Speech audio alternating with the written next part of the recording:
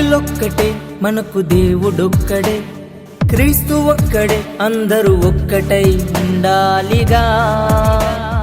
వాక్యం ఒక్కటే, ఆత్మబంధం ఒక్కటే, శిరస్సు ఒక్కడే, సంఘము ఏకమై ఉండాలిగా.